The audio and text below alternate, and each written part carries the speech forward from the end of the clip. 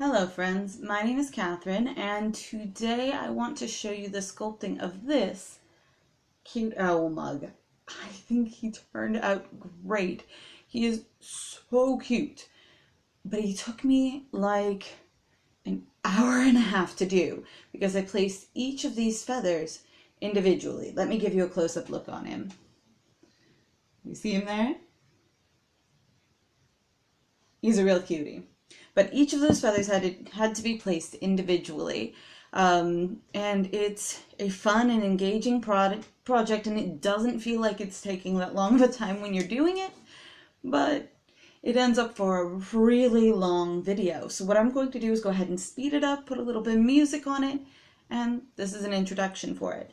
I'm using polymer clay for this. It just sticks right to the mug. I'm going to bake it on the mug.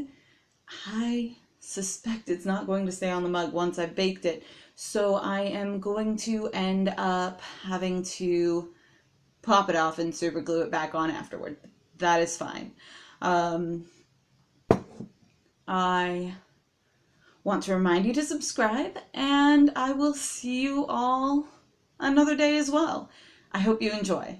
Bye!